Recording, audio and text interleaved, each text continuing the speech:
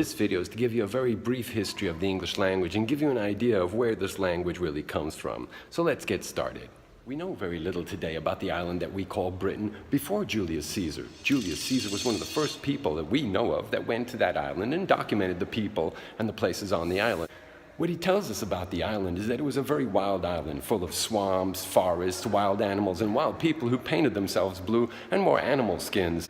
Now, after about 100 years, the Roman Empire had grown so much that they invaded and conquered that island. They drained the swamps, they cut down the forests, they hunted the wild animals, they built roads, they built cities. The Scots invaded constantly, and the Romans found a Roman solution: build a wall from one side of the island to the other to protect themselves from the invasions of the Scots. Fast forward 350 years, the barbarians begin to invade Rome. Rome needs all its soldiers home, and they leave the poor Britons at the hands of the Scots, who invade constantly. Because the Britons had been under Roman protection for 350 years, they'd forgotten how to fight and how to protect themselves from the Scots. Well, the Britons decided they needed help, and they couldn't get help from Rome, so they had to find help elsewhere. And they found help from some serious kick-ass warriors who lived to die in battle. Why? Because for them to have an honorable death, it had to be in battle, and they came to help out the Britons. There were three tribes: the Anglos, the Saxons, and the Jutes. And they showed up kicking some serious Scottish ass. And after the battle, they looked around and said, hey, this looks pretty good. They've got cattle, they've got cities, they've got roads, they've got plantations. We're fighting the wrong people. And they drove the Britons from their land. These are the English. At more or less the same time that they invaded England, France was also invaded, and the invaders were so violent that the King of France gave titles, he gave money, he gave land, he gave his own daughter in marriage as a way to get them to calm down and settle. They settled in a region of France that's called Normandy, and they were called the Normans. What is today England was constantly invaded by the Danes, by the Norwegians, and by the Vikings. It got so bad that England actually had to be divided in half for the English and half for the Danish. And it was during this particular moment in history that Ethelred the Unready became King of England. Now, he's said to have been a pretty horrible person, but he had this incredible idea. He decided to kill all of the Danes in England in one night. In fact, he executed his plan and killed all of the Danes in England in one night. But in the middle of the melee, he happened to kill the daughter of the King of Norway. Well, the King of Norway really didn't need much of an excuse to invade England, because he also wanted the pie. So he invaded and he took that pie.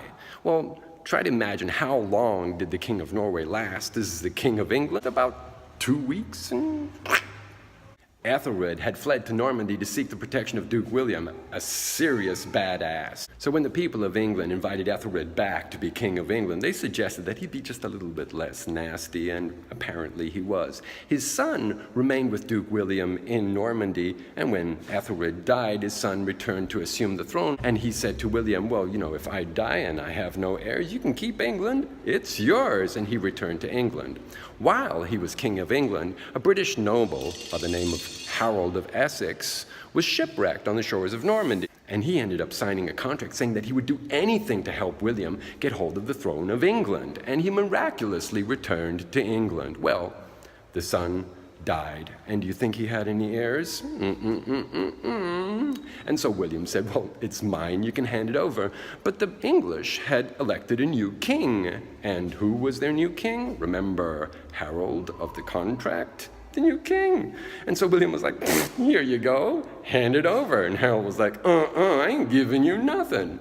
Well, at this point, pretty much everybody realized what was going on, and the Danish, the Vikings, and the Norwegians invaded at the same time in the north. Harold put together an army and went and defended the three invasions at the same time. But William was not stupid, so he took the moment to invade England on the east coast. Harold defended the three invasions and went down to face William in the small town of Hastings in the year 1066, and was able to actually hold William's advance, which is quite a feat. In the middle of the battle, William decided to retreat, took his men, started running away. Harold's men went after him. William came back, wiped them out, took control of England, and took it for himself. To give you an idea of how much of a badass this guy was, he was King of England for about 30 years. He did something that changed the English language forever. He installed French as the official language. What does that mean? Him and his friends in the court, they all speak French? No, it means that everything that happens is in French. All of the laws, all of the books, all of the titles of nobility, all of the titles to land, all business transactions were in French. So if you read and if you wrote, you spoke French. If you were illiterate, you spoke English. For how long?